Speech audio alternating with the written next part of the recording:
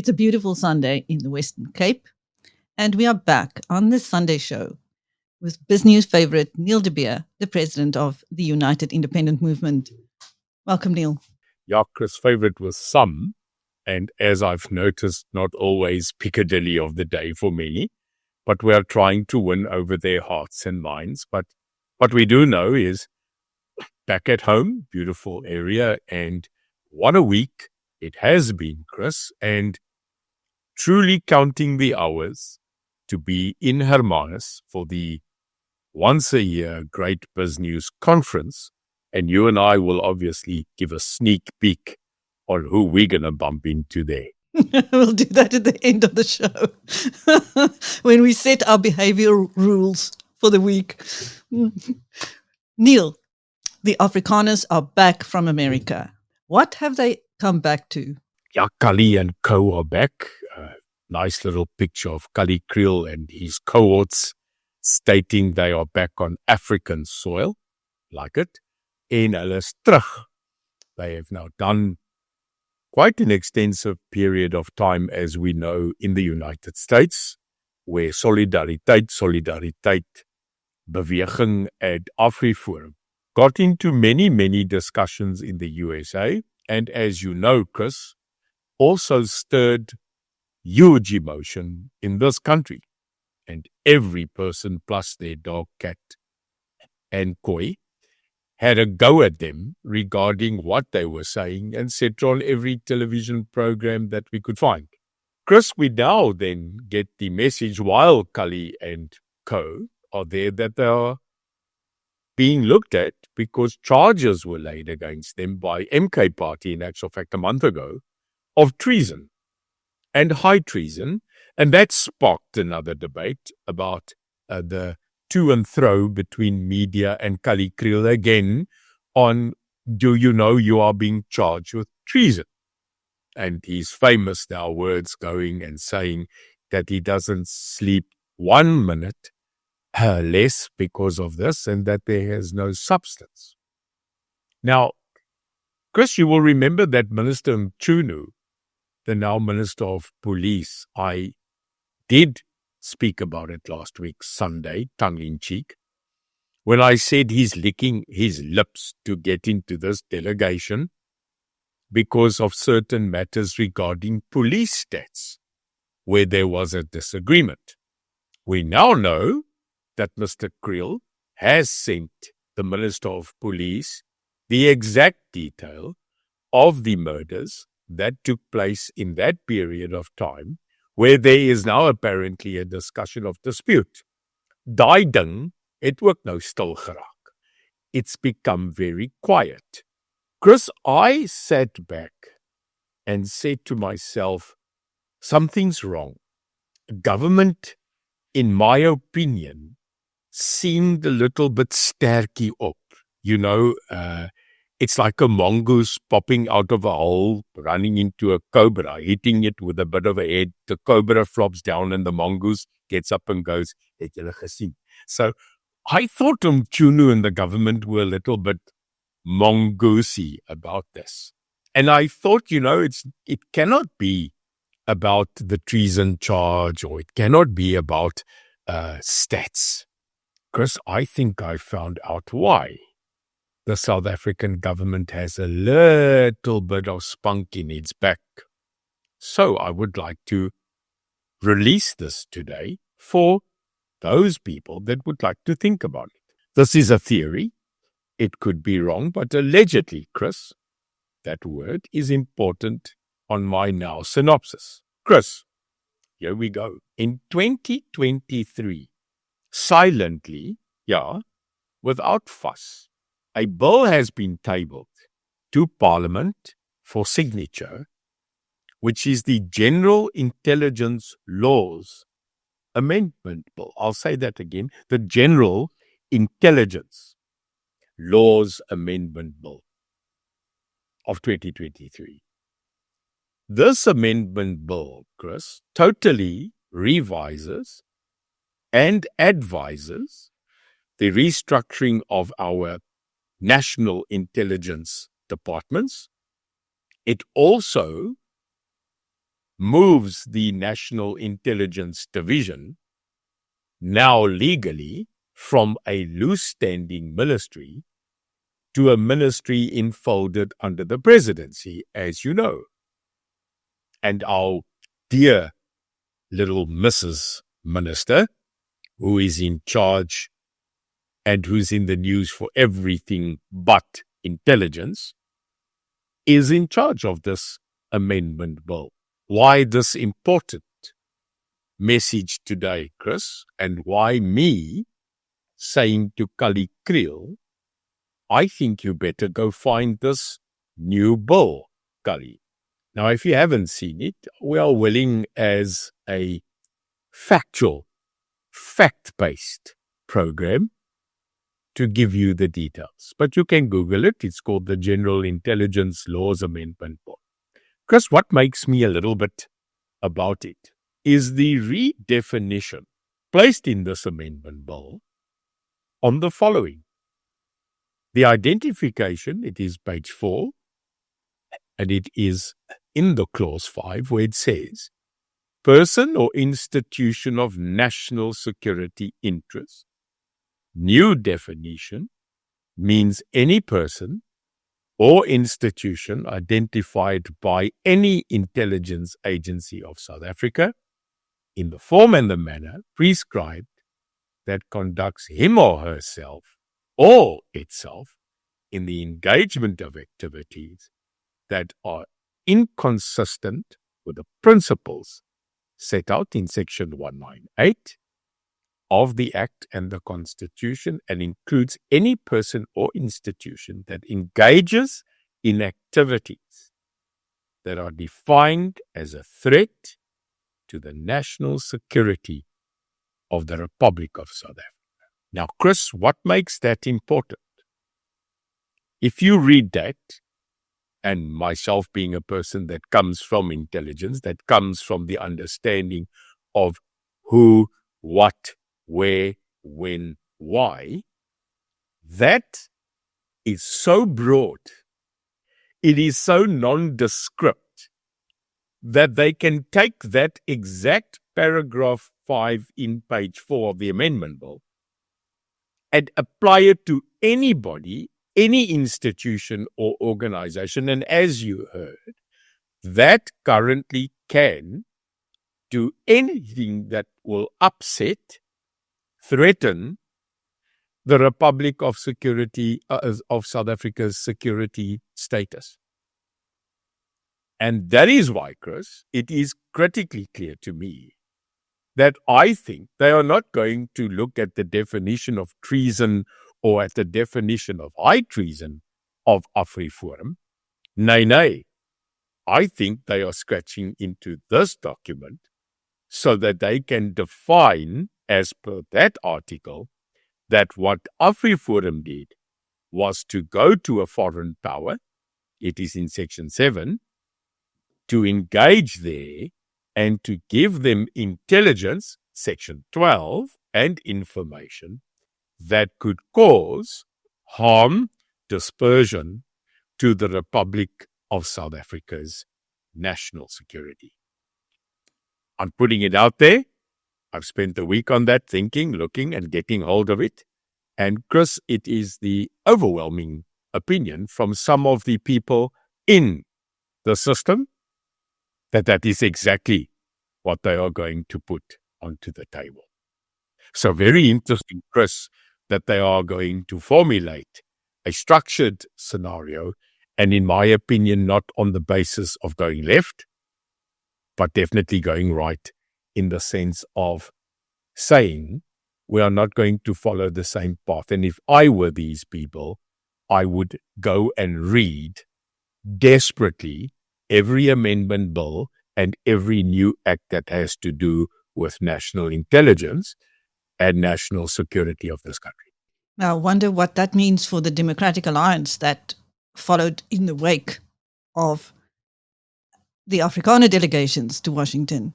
Yeah, Chris, I think what we need to understand, and if I can table that, they say there's only one golden rule on earth, and that is whoever has the gold rules. When you deal in governmental institutions, and in specifically which I refer to as the dark side, every government on earth, Chris, has the dark side. You've got the people that run around at 2 o'clock in the morning with dark suits, sunglasses, although it is just there for the show, little earpieces, and a mandate. You know, we always talk about movies like CIA, FBI, NSA, NIA, but Chris, that exists. You know, if you look at the international conclaves of the CCB, the KGB, Mossad, in those conclaves, there are people that are not there to look after law and order. They are there to protect people and government. And many of them have a letter, Chris, that tells them that they are empowered with a license to kill. We mustn't think this is movie stuff. You and I have gone through enough to understand that that apparatus does and clearly exists. In our talk last week, Chris, it was even muted that my threats and my people that want to come for me come, allegedly, probably from the dark side. Because here, we are not afraid to take them on. So I don't think when you get into a spat with a country and you vehemently go and speak, call it the truth, factual relegation, you can surely not think that that said government is going to sit back and take it on the chin.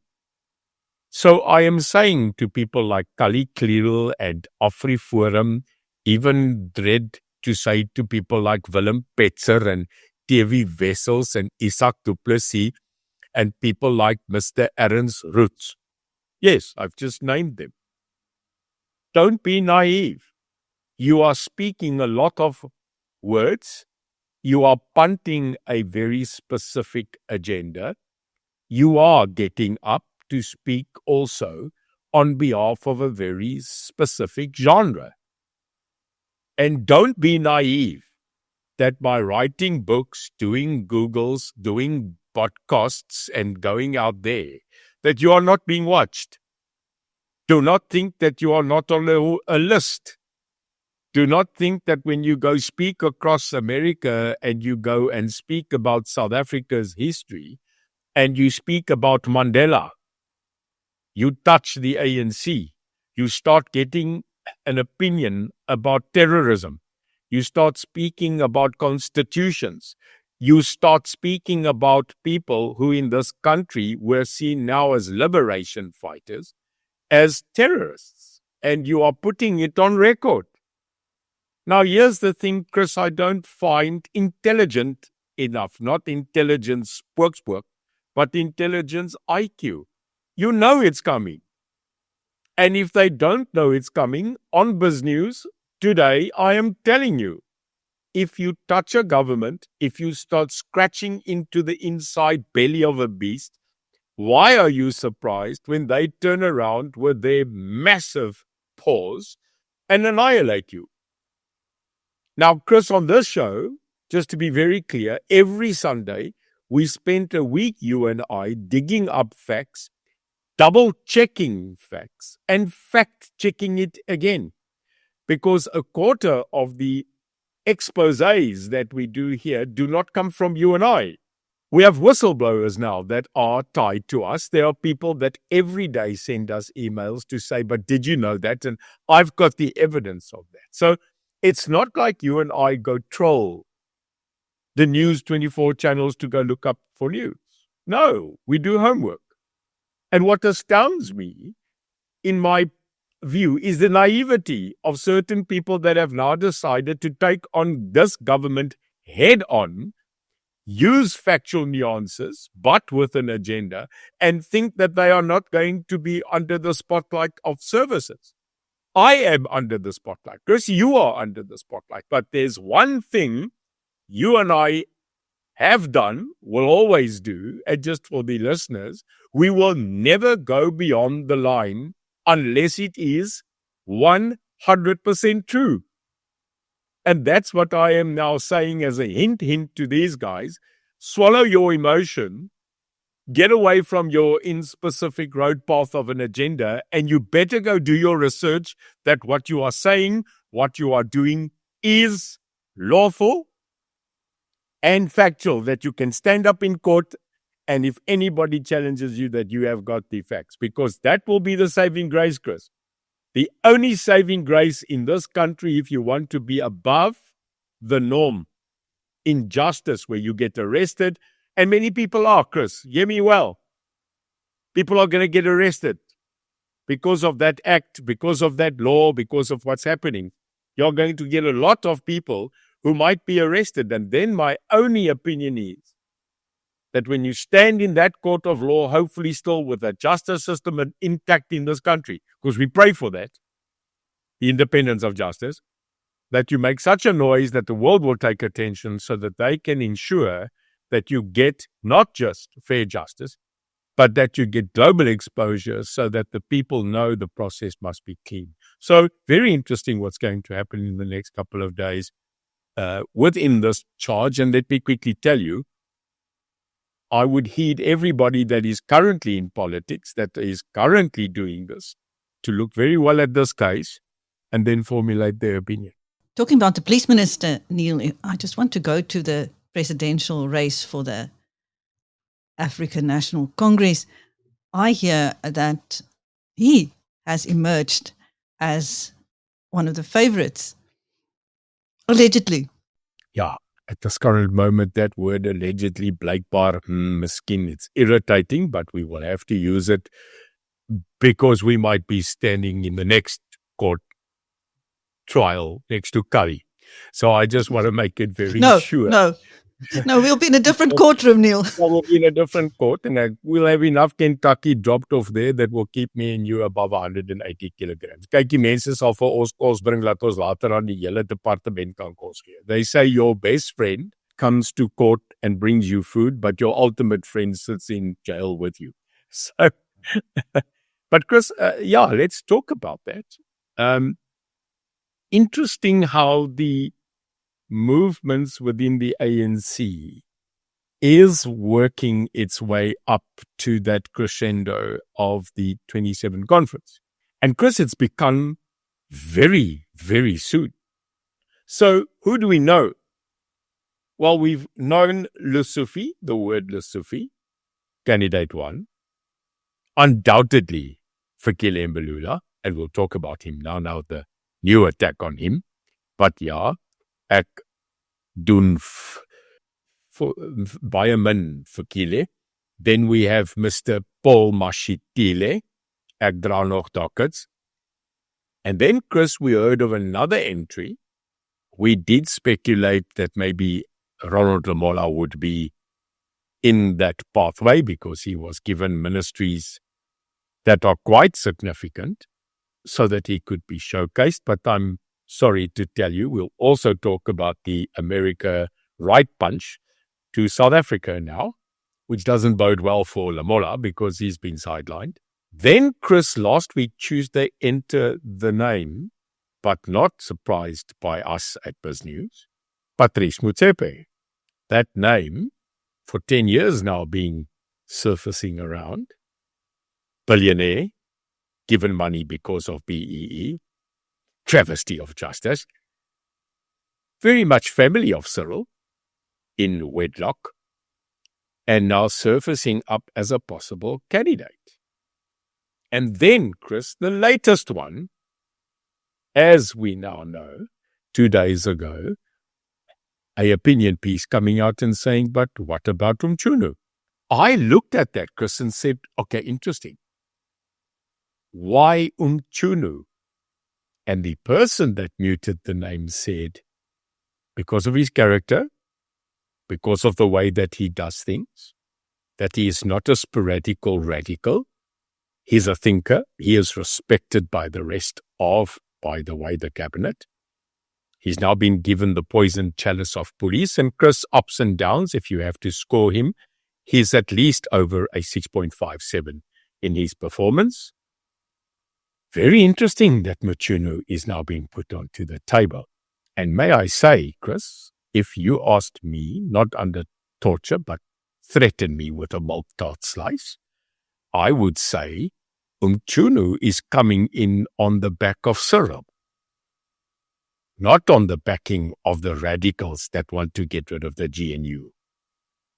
I think if you look at Mchunu, you could class him as a moderate middle within his politics. And Chris, I must tell you, if so, I wouldn't hesitate to support a person like that to also be given a chance amongst these other hyenas who just are bidding for the blood of tender soil and more money. One of those presidential hopefuls, Mr. Fikile Mbalula, is facing resistance from within his own party. Some ANC bigwigs are gunning for him. Yeah, Chris, I think sometimes he's so democratic, he guns for himself. I mean, this person, at the end of the day, if he was put into a brewery, couldn't organize you a draft. If you look at the history of Mr. He calls himself Fear It Nothing Fikile, there's a word that I add always to him. It is the same wording of F, but I would like to tell him in the brewery while I've drunk a Heineken what I think of him, because I feel very nothing for this incapacitated human being. And I'm not talking about the person. I'm talking factually about his dismal track record as a cabinet minister. I mean, because he stuffed up sport because he didn't have a clue what Yuxkai is. He went into the policing service, not even understanding that a 9mm isn't the size of your belt. It is the cartridge that you wear. Then this guy, he ran around and is now the Secretary General of the largest liberation movement in the world, a political party in sham. And he's jumping up and down and making as if he is, in actual fact, the president. And at such a stage arrives in a very poor place to do a speech, but he gets out of a 3 million black Kalagenwagen. I mean, the kind of shoes, belts, and brille that this guy wears could probably fund Eskom on its own generation. And it doesn't click, this frog, that at the end of the day, people don't like him because he doesn't care. So there you've got now Fikile Mbalula with huge presidential aspirations. You know, he's an absolute wealth of intelligence. Didang. And he gets up and he says, well, I'm going to charge people now. So he gets up, takes the lead because he's now going to take people, old stalwarts, by the way, names like Malusi Gigaba, people like Cedric Vrolik, and he's going to charge them in a DC at the ANC. Because what Fikile believes is if he can maybe take on a couple of the old stalwarts, whom all of them are aligned to Cyril or some or other candidate, definitely not him, if he can now take them to Lutuli House and he can DC them and in some other way destroy their credibility, he thinks that's a good idea. But yesterday, breaking news on the cover of a Sunday newspaper, those 5 have now gone back to the NEC and said, who the hell mandated and gave Fikile the authority to charge us? Now, many of them are there because of the Zondo Commission charges, and some of them are there because of Bosasa, as we've spoken. And suddenly, when we speak about Bosasa and Zondo, Fikile is charging people. I don't know, Chris. Does he watch our show? We don't know. So if he is, let me quickly tell you, they are now going to push back. They are now going to ask who gave him the mandate and authority. And we've got to watch this very carefully because this could be setting the precedent of many others that could come in the future. But if Fikile has now decided that he's going to be Lady Justice with his fashionado system, I'm going to vomit in my mouth. But, you know, there he is. He is now judge and jury. So let's see what comes out from this hula baloo. But Chris, on that matter, another major issue, another break in the ANC, and another tear at the inside of this organization, whom, by the Chris, we now understand, and you know what I call political polls. I think the only authorized poll that I've ever seen is the one in Mavericks. But apparently there's now a new poll out that says the ANC has dropped to 27% in this country within support. Now, Chris, if that is true, and again, it's a poll, we have to be very, very careful that when we look at the local government elections, that we don't have a mass exodus and failure on those platforms of the ANC, which, by the way, is not a bad thing. Because currently, we need every single person purged within that party and get that party to be annihilated because they serve us no longer. That's my opinion. Well, just to the current president, who's never hyperactive like the SG, I have this burning question, Neil. Does he get driven through Johannesburg from his fortified mansion to the Thule house blindfolded because he only noticed the decay last week? Help me here. Or Mr. President, if you're watching, pop us a message. Chris, let me quickly on that give you a picture. You know, I always prepare for this stuff, but I love it when we can give you a picture, Chris. Can I tell you the following? There's a building, believe it or not. This building is called Luthuli House. It was named after one of the prolific stalwarts, Albert Luthuli. Address, which, by the way, it's not a breach of national security. Ja, jy ry verby, it's a wortel. Luthuli House is founded at number 54, Sauer Street, Johannesburg, Gauteng. Now, Chris, in my previous anomalies of years, I was there every month. I went in and out of that building as if there were donuts for free, you know. It's smack bang in the heart of Johannesburg, which is smack bang in the middle of Joburg Metro, which is smack bang in the middle of the province of Gauteng. This is a fact.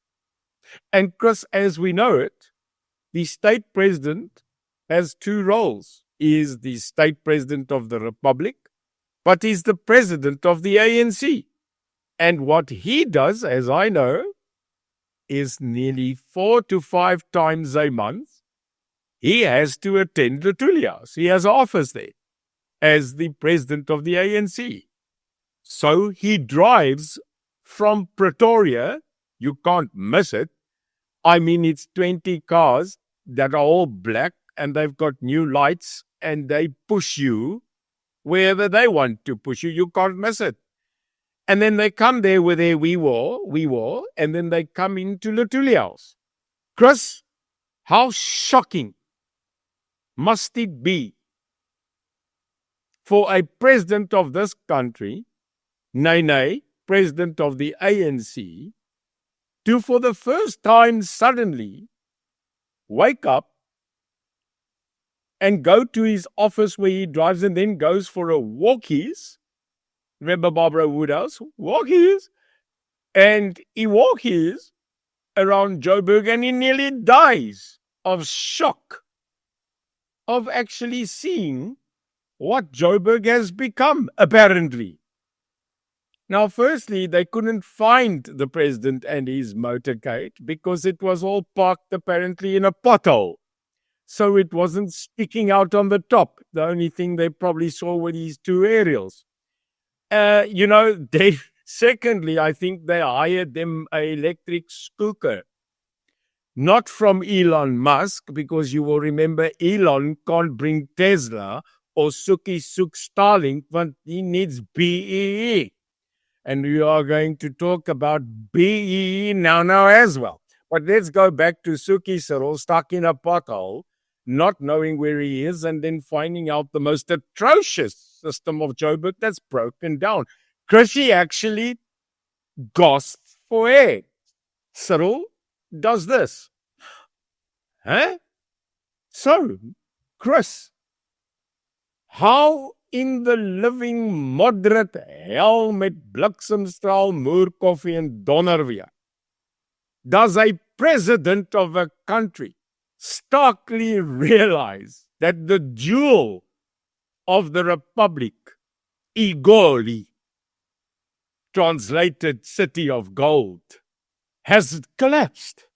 Now it brings me back to the time that he was surprised about COVID, and he was surprised about the looting of COVID, and he was surprised about the Zondo Commission, and that he was surprised about state capture. And then the bloody man gets surprised about the failure of Eskom because he was in charge of the war room of Eskom as vice president. And then he gets surprised about Zuma that stole so much while being vice president. And now, Chris, he's surprised about the collapse of Joburg. And his words, Chris, verbatim, met alle woorde woordjie vir woordjie, in that meeting at Joburg City Council was, when I walked in the streets of Joburg, quote unquote, I must tell you that there were various occasions that I felt uneasy. Well, the citizens of Joburg aren't feeling uneasy.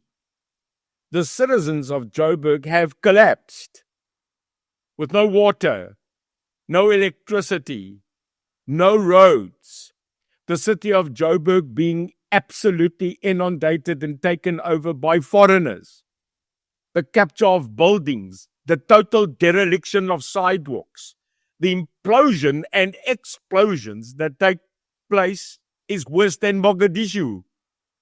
And now suddenly you come in there with your motorcade and you go, ooh, this doesn't look good. It's an ANC coalition conclaved city, Mr. President. It's your own party. And Chris, now what he wants to do, hear this utter rubbish. And we are still going to find out of if what he has now said is legal. Because he's now appointed a task team between national government and city with apparently a huge amount of urgent money to be put into this trifecta to fix Joburg. And he says with a massive shine on his face, like remember we got in the last time where he probably got woken up 2 minutes to give a COVID talk and he had some pop stuck on his face. And the spotlight was shining on him if he was absolutely gloating with Maroch near Yao. He stands there and he says, we are going to rebuild Joburg and we are going to make it clear. And then he says, because a good Boksburg is a strong Boksburg. Have you been to Boksburg? Chris, the Bermuda Triangle. Boksburg, Nigel, Brakpan and Springs. Kyk, daarso donder hulle vir jou. I don't know if you've been to that area. Chris, if you've gone to Brakpan, Boksburg, Springs and Nigel, let me tell you, you go into a roadhouse and they overhaul your car while you are busy. And some of them still believe F.W. de Klerk is the president. Chris, you mustn't go in there light-heartedly, jy gaan gemoer word. So I can't wait that the president does a site visit in Brakpan. Oh hell, you are not going to need 18 cars, you are going to need 93 plus the 2 only left Nyalas we have. But what is the surprising is that the president of this country says he's shocked. Well, Mr. President, go to PE. Go to Buffalo City. Go to East London. Go to eThekwini. Go drive in Durban. Go to Mangaung. Go to Pretoria. Go drive there because you do drive there. And when you see the water pipes burst, when you see the roads rumbled, when you see absolute chaos, it's seemingly now to me that you have ignored it and that you have looked the other way, Mr. President. Because, sorry, the only one and one that I can put together is that you don't know.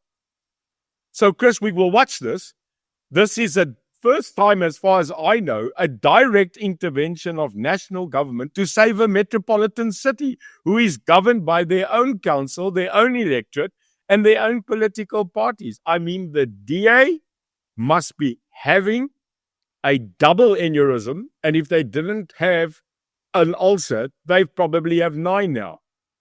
Because instead of the Joburg City Council with its parties trying to battle it out to better, the president has just intervened. Shocking. Shocking. And why, Chris?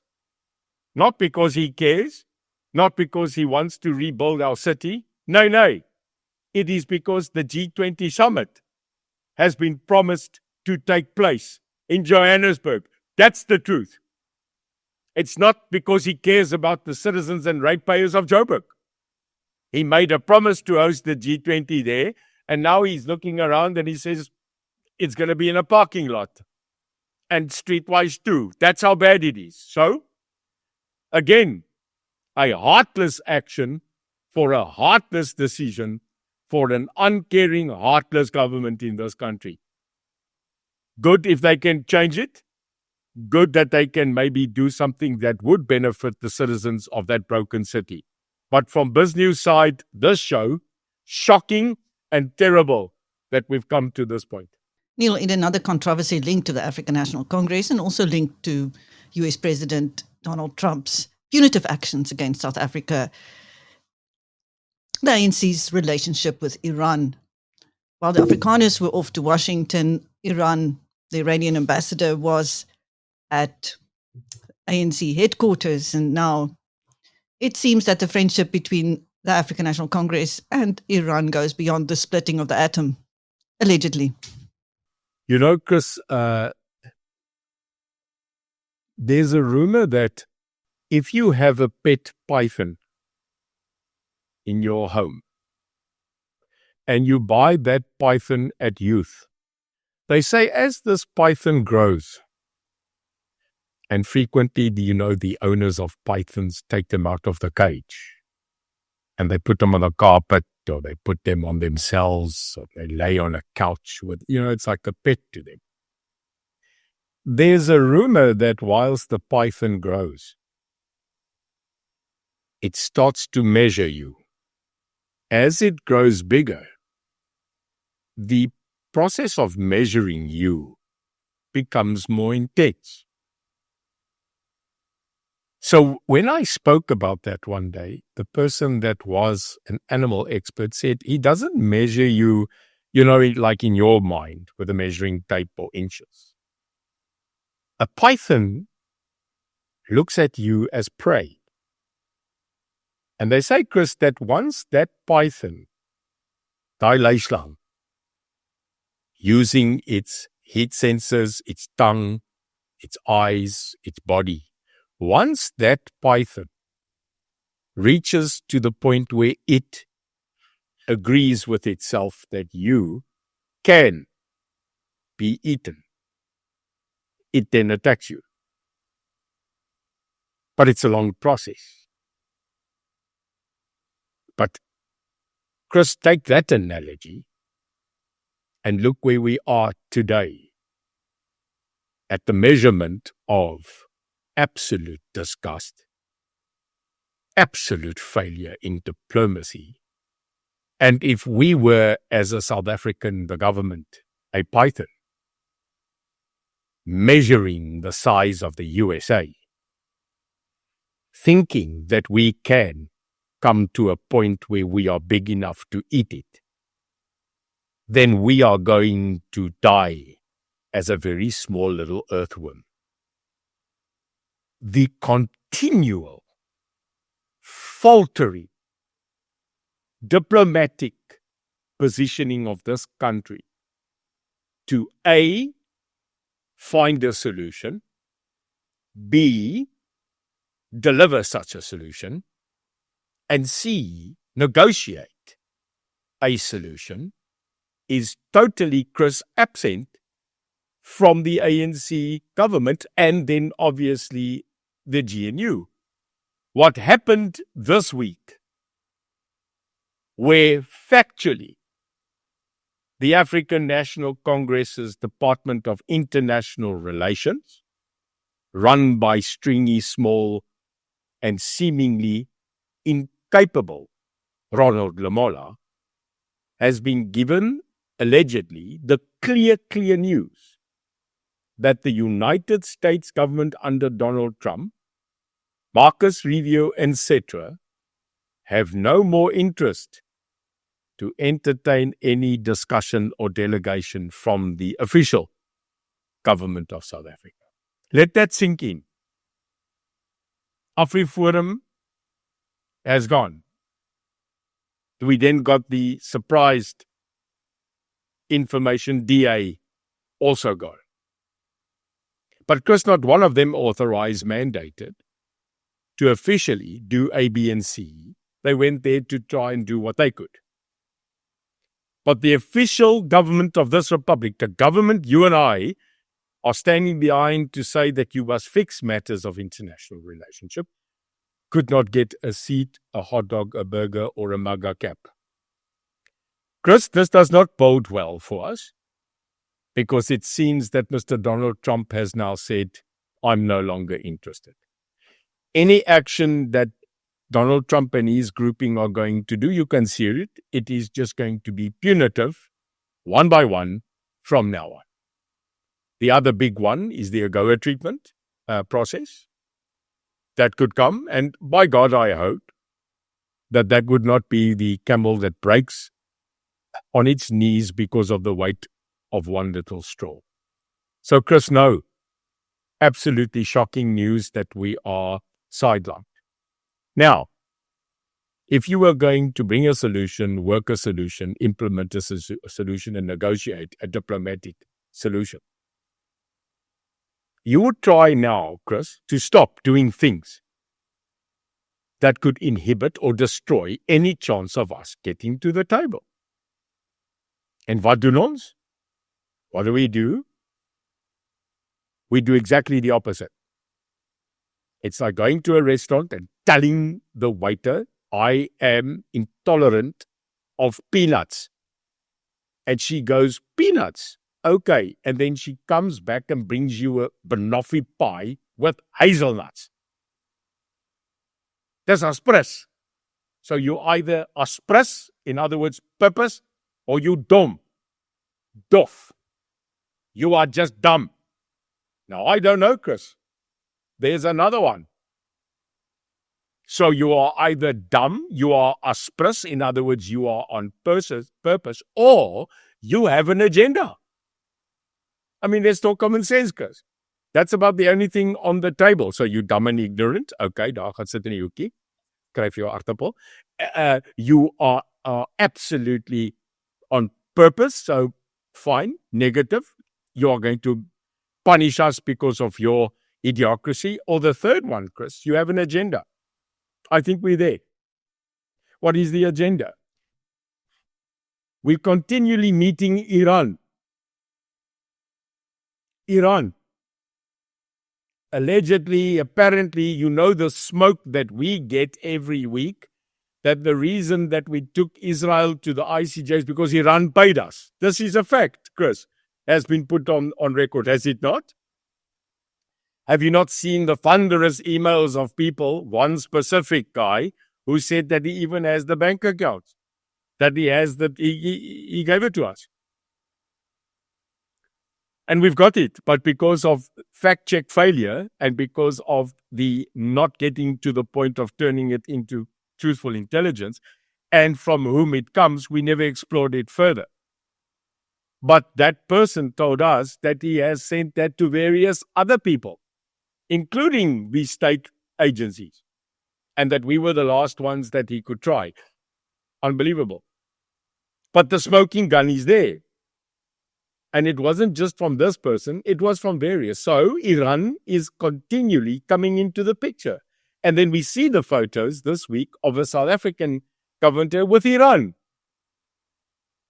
And then the questions are coming through, and I think I said it to you, it's very weird, must be an atomic relation. Because then the smoking gun allegedly is, what are we sharing with Iran? What do we have in South Africa, Chris, that Iran wants? Now, we know Iran wants so much. They want sand, Toyotas, Hiluxes, and probably 1 or 2 Teslas. But Iran wants 2 other things, clearly. And you don't need to be informed. I'll tell you. 1, they want the total destruction and annihilation of America. And they will use any method or any manner possible. And secondly, they want to have an atom bomb. Yeah. For years now, there's been that fight between America pre-Trump, pre-Biden, even in the Obama era, where they actually had discussions of nuclear proliferation, where they said to Iran, stop enriching uranium. And then Iran said, but come look, we're only doing it because we want our own Kuberg. We want electricity. But there were clear indications by the United Nations search party that there were traces of that country preparing to enrich uranium not for electricity, but for a bomb. Now, I know that this country, Chris, on record, we had nuclear bombs. You know that. We had atom bombs. This country possessed nuclear arsenal. But in the stage of transition, in the stage of CODESA, under de Klerk, it was decided that we actually stop that program and destroy our nuclear program. Did we? Did we? So did we destroy the hardware? Did we destroy the components? Did we then stop it and then say, geen meer bommetjie nie?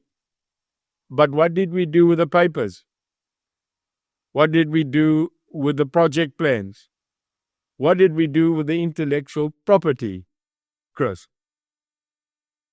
One can only think. So when you're sitting across the table and you're having tea and biscuits and kaliva, I don't know what that discussion could be across the table. You do know, Chris, just as a caveat, this country is one of the countries that are the most rich, us and Namibia, of uranium. I will leave that mosquito spinning at night around your head. That's the only thing I can think. The other alleged thing was giving us money. Because we can't prove it, but I'm sorry, we're allowed to put it on the table as smoke and a smoking gun. And then the cherry. Yep, sorry. Die wragtige cherry op die koek. Not a fresh one glazed in sugar for 18 weeks, is we are now inviting Zelensky to come and puff himself without a suit in South Africa. Chris? Well, Crazy so-called diplomats. Neil, I'm going to have to save some of our topics of discussion for our show at the Business Conference later this week. So on this explosive note, I'll tell our viewers who will be among the 550 delegates at the show that Neil and I will see you there. Neil, of course, you realize that we are going to be running into some of the people we've discussed on the show, Paul Mashatile, Helen Ziller, Gayton McKenzie. I'm asking you to behave. No gang fight with Gayton, no flirting with Helen. No. I'm not going to behave. I'm not going to shut up. I'm not going to stand in a corner with a cook sister and a coffee. I'm going to definitely have a cook sister and a coffee, and I have the slightest opportunity to get to murder them with my mouth. I'm going to take an advantage. So, Chris, I'm sorry. I can't help myself when I surround myself with flabbergasted butterfilled flapjacks who are going to stand there and drip in glory. Ek gaan hulle ongelukkig moet moer met my brein. And I'm sure many are going to look at that as the new MMA clash. Not physically, maar met die kop gaan ek vir hulle donder. I'm looking forward to that.